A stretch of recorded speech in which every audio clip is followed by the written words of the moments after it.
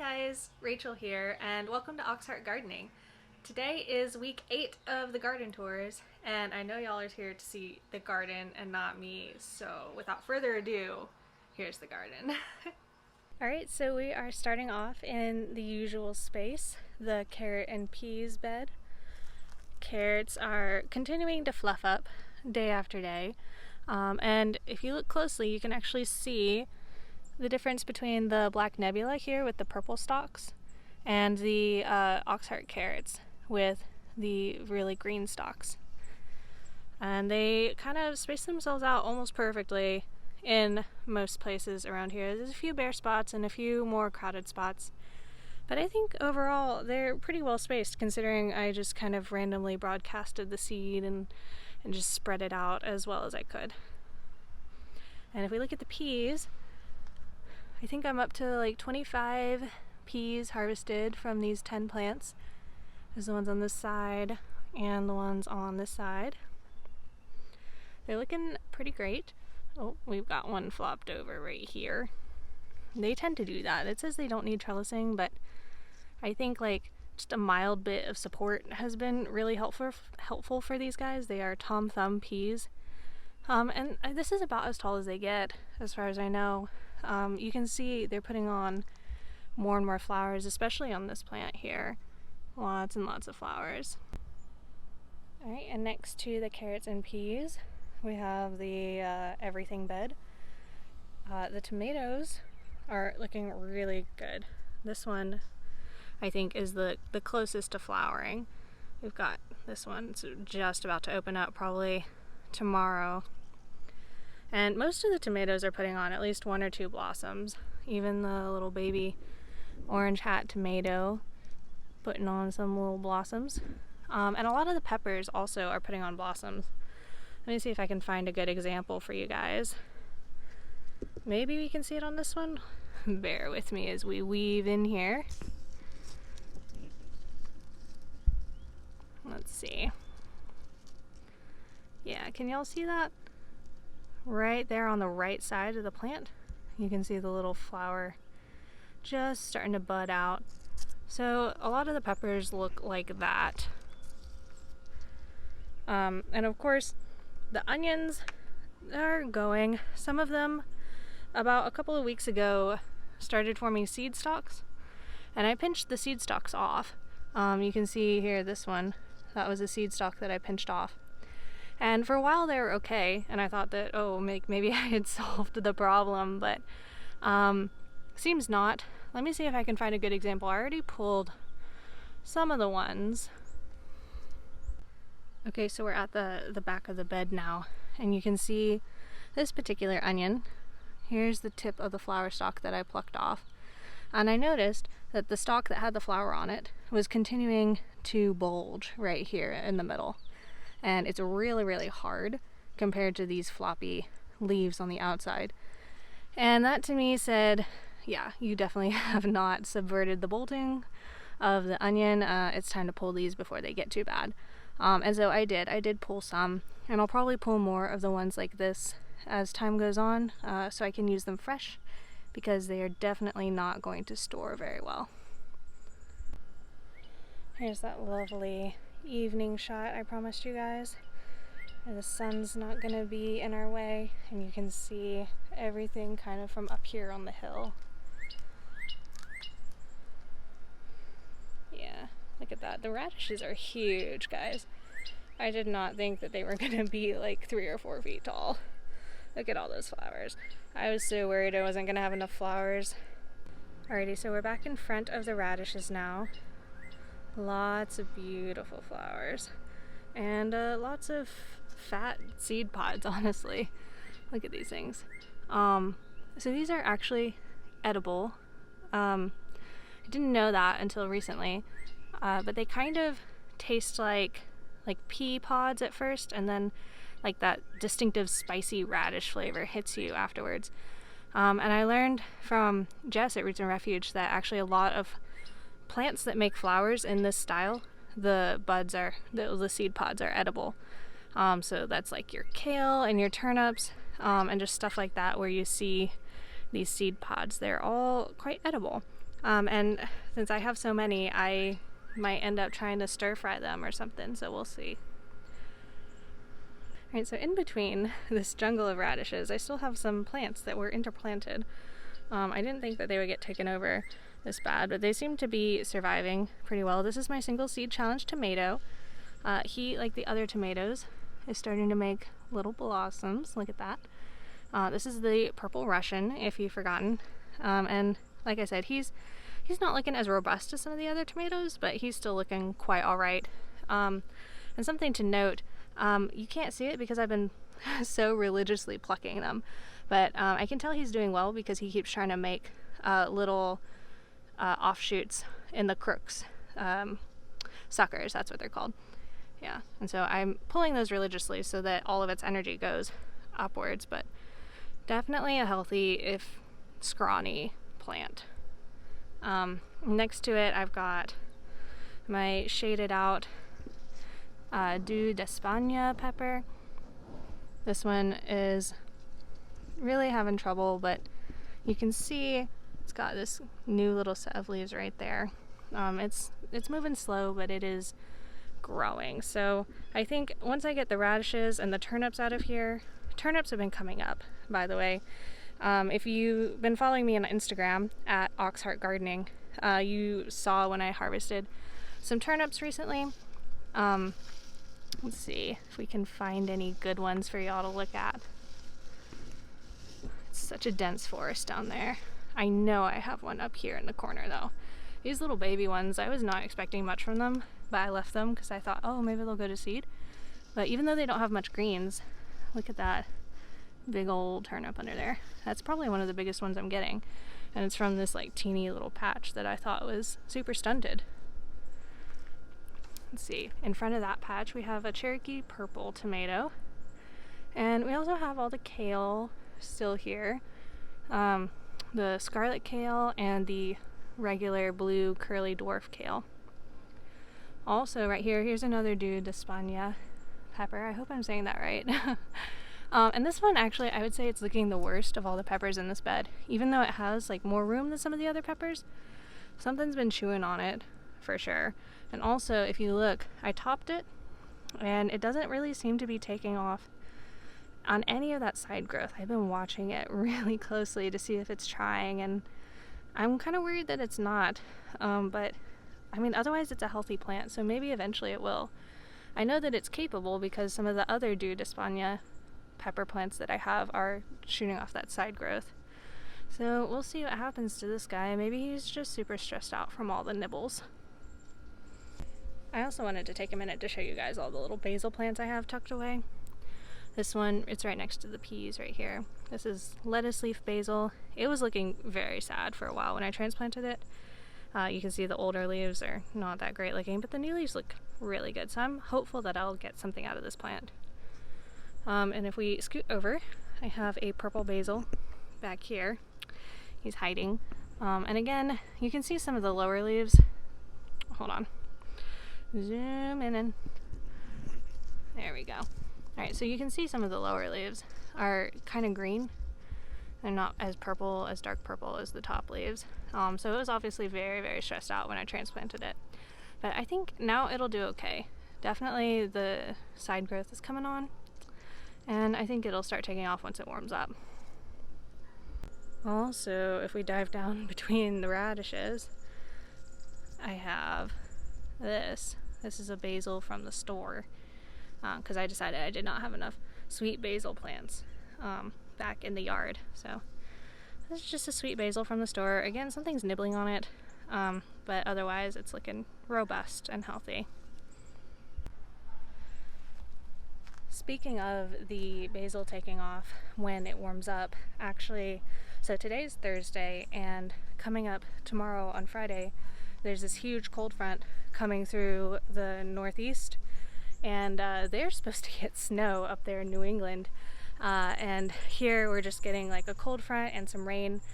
But I'm worried. I'm a little worried because I have a lot of my summer stuff out, and the low is supposed to be, I think, like 38 Fahrenheit, which is pretty cold. I mean, the peppers aren't gonna die, but they're definitely not really gonna be happy. we had a couple of cooler nights, roundabouts when I first put them out, and I had a couple of peppers take some frost damage. They were just really not happy, so we'll see what happens, you know, with the, I mean, you can see that garden back there with all the poles and everything in it. There's really no way that I could like bed sheet it or cover it. So hopefully the mulch will keep them warm. Hopefully it'll only be cold for a little while. And I mean, even if they like come through not feeling their best, I don't think that I'm gonna have any plants die from this. Alrighty, here's the bean trellis. This one is doing pretty good. The ones that are vining up are vining, but some of them just aren't. So if we look at this one here, this one is almost acting like a bush bean, and I think it's because you see this right here.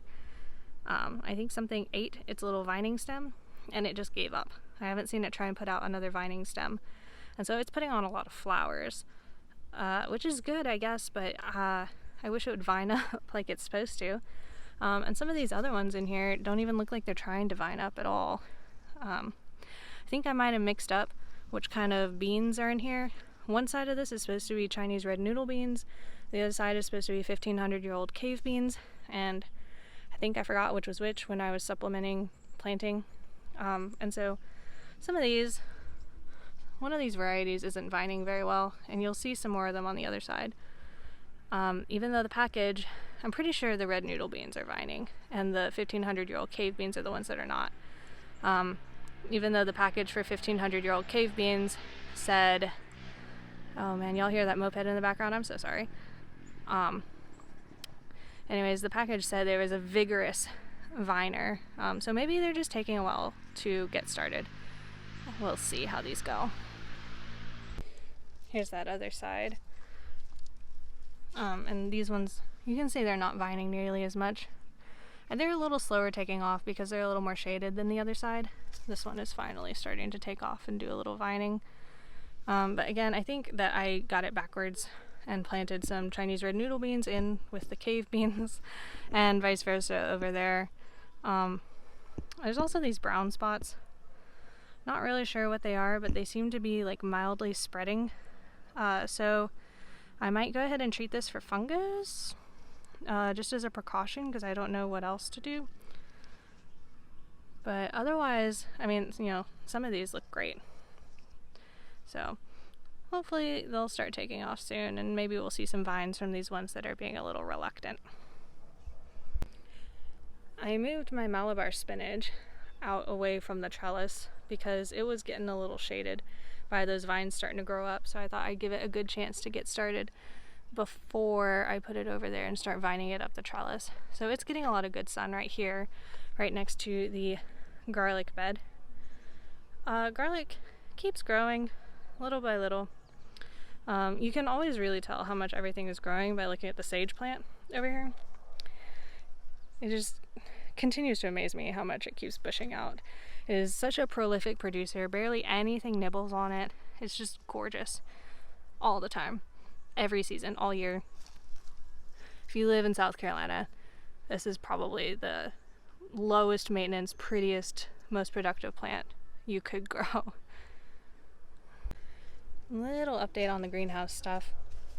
The bee balm, still haven't put it anywhere. It's existing here. And these, again, they're not really growing, but they sure don't look unhealthy.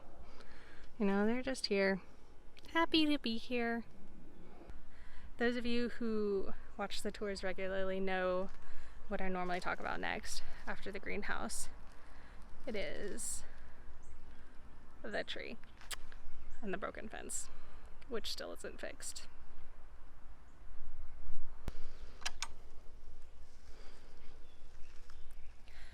Alrighty, so let's talk potatoes first. These guys are flopping real hard. I mentioned last week that they just started flopping over, and I felt like there's not really much I can do about it. On the other hand, I was watering the other day, and I accidentally uncovered some little baby potatoes starting to form down in there. So that's exciting. I am starting to think I should have mounded these.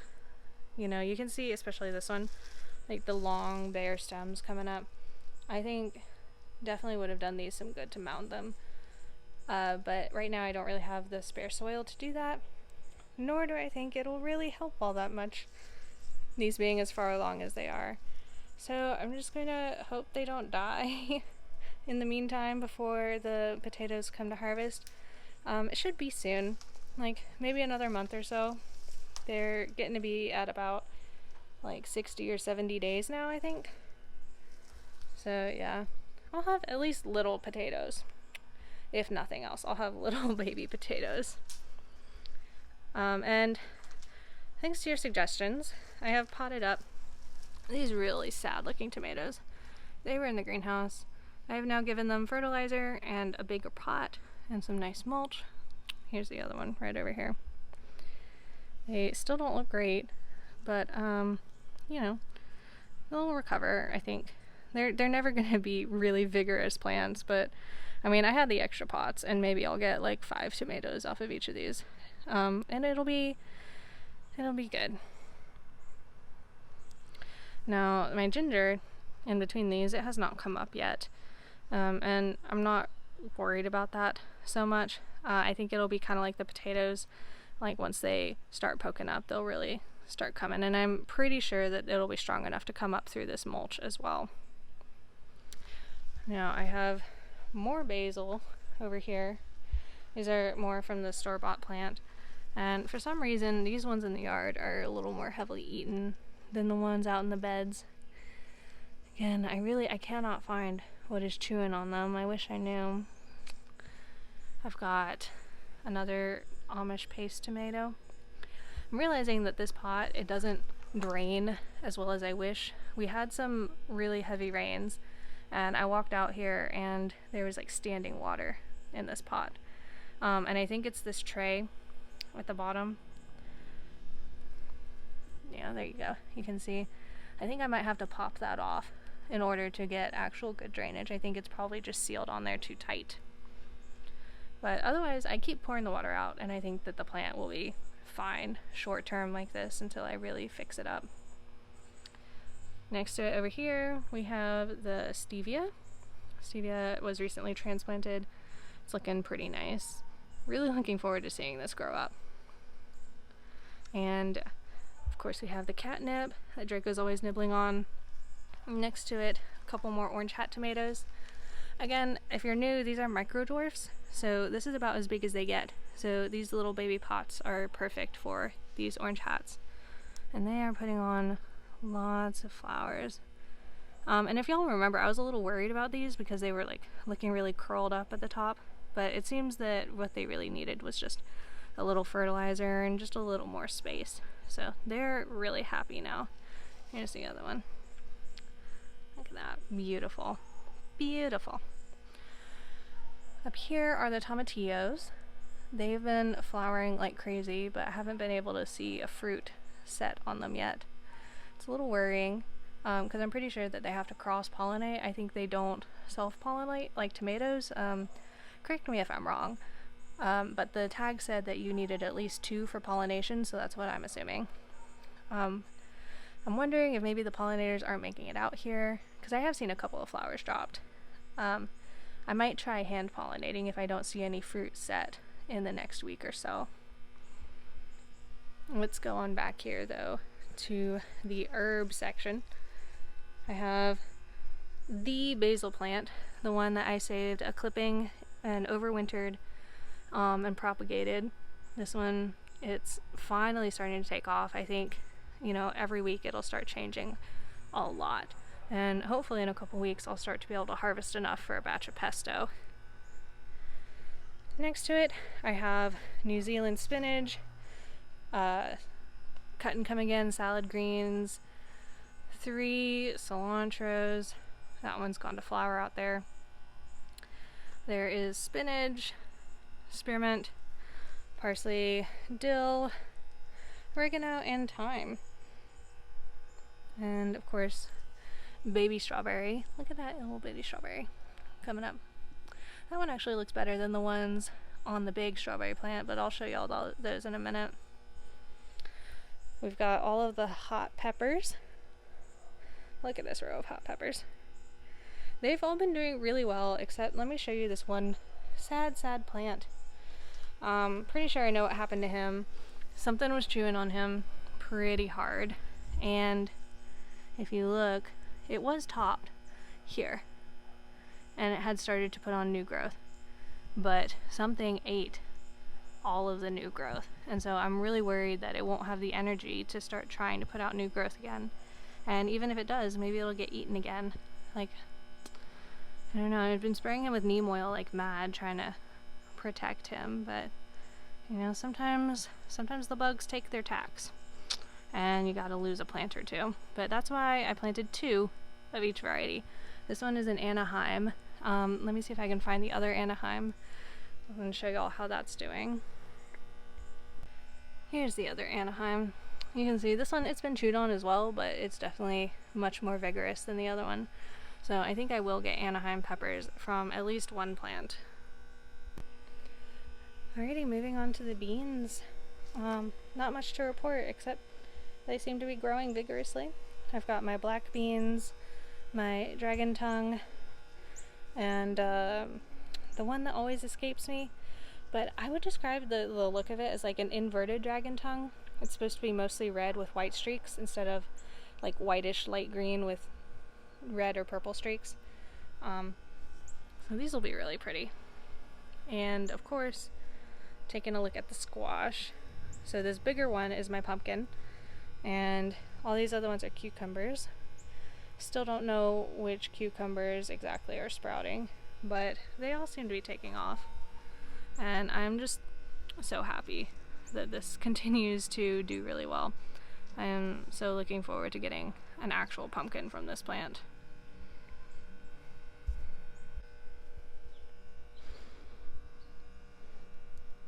Hey baby Draco. Can't go a whole garden tour without you getting in the way, huh?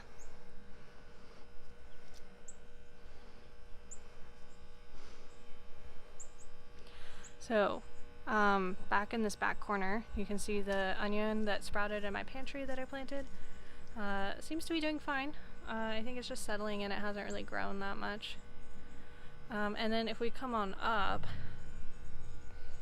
here is the strawberry plant I was talking about. It's never looked the best.